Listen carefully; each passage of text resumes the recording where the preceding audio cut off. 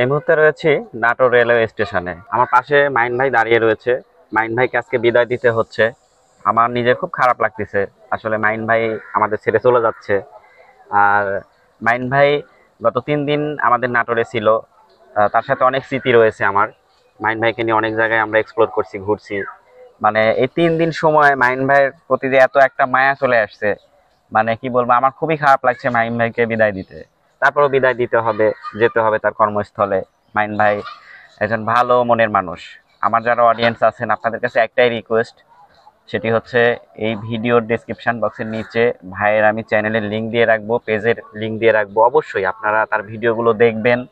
তার ভিডিওতে আপনারা ভ্রমণ, অ্যাডভেঞ্চার পাবেন। বাংলাদেশের যতগুলো রুটে ট্রেন চলাচল করে, আন্তনগর এবং যেগুলো হচ্ছে লোকাল ট্রেনগুলো আছে, সেগুলো নিয়ে উনি খুব ভালো ভালো কন্টেন্ট আপলোড করে থাকে। তো উনি একজন অনেক অনেস্ট মানুষ এবং হচ্ছে পরিশ্রমী মানুষ। তো আপনারা তার জন্য দোয়া করবেন, আমিও তার জন্য দোয়া করছি। সে যেন আরও ভালোভাবে আমাদের দেশটাকে এক্সপ্লোর করতে পারে, দেশের ইতিহাস ঐতিহ্য যেন আমাদের সামনে উপস্থাপন করতে পারে, বাইরের দেশগুলোতে যেন আমাদের দেশটাকে উনি আরও ভালোভাবে উপস্থাপন করতে পারে, প্রেজেন্টেশন করতে পারে। দোয়া করি মাইন ভাই একদিন যেন অনেক বড় মাপের সালাউদ্দিন সুমন ভাইদের মতো যেন একটা বড় ট্রাভেল কন্টেন্ট ক্রিয়েটর হয়ে উঠতে পারে। আর গত 3 দিন উনি নাটোরে ছিল। আমাদের উত্তরা গণভবন, আমাদের নাটোরে বিখ্যাত কাঁচাগোল্লা, পাটুল মিনি কক্সবাজার, আরও কিছু পর্যটন স্পট যেগুলো রয়েছে, সেগুলো আমি আসলে সময় সাপেক্ষে সবগুলো জায়গাতে ওনাকে আমি নিয়ে যেতে পারিনি। তবে নেক্সট টাইম উনি যদি আবার আমাদের নাটোরে ফিরে আসে, তাহলে আমি যেগুলো বাদ আছে সেগুলো আপনাদেরকে দেখানোর চেষ্টা করব। মাইন ভাইয়ের ওই চ্যানেলের মাধ্যম দিয়ে আমি তাকে সহযোগিতা করব।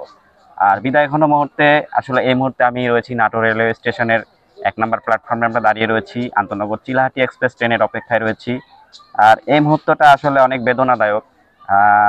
খুবই কষ্ট হচ্ছে ভাইকে। আসলে আমরা এই যে 3টা দিন আমরা একসাথে ছিলাম, নিজের কাছে খুবই কষ্ট হচ্ছে অনেক। তার স্মৃতিগুলো রয়েছে, তাকে অনেক মিস করব। আর মাইন ভাইকে আবারও বলবো যে ভাই, আপনি নাটোরে আসবেন। নাটোরে যদি আসেন বা এই পথ দিয়ে যদি আপনি চলাচল করেন, অন্তত 1 ঘন্টা আগে আমারে একটু নক দিবেন যে ভাই আমি নাটোরে আসছি, অন্তত এসে আপনার সাথে দেখাটা করে যেতে পারবো। জি, ধন্যবাদ আশরাফুল আলম ভাইকে। আসসালামু আলাইকুম এভরিওয়ান। আশা করি আপনারা সবাই ভালো আছেন।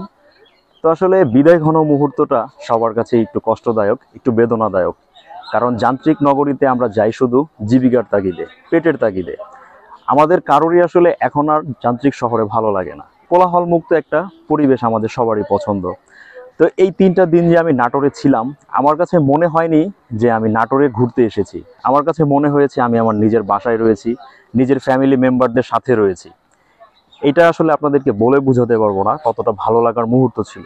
আর নাটোরে এসে আমি যাদের সাথে মিলেছি, যাদের সাথে কথাবার্তা বলেছি, তাদের কাউকে আমি মূলত কখনো এইখানকার যে স্থানীয় নাগরিক সেটা মনে করিনি। সবসময় মনে করেছি আমার ফ্যামিলি মেম্বার। এখন থেকে যেটা বুঝতে পারলাম, নাটোরেও আমার দ্বিতীয় একটা হোম হয়ে গেল।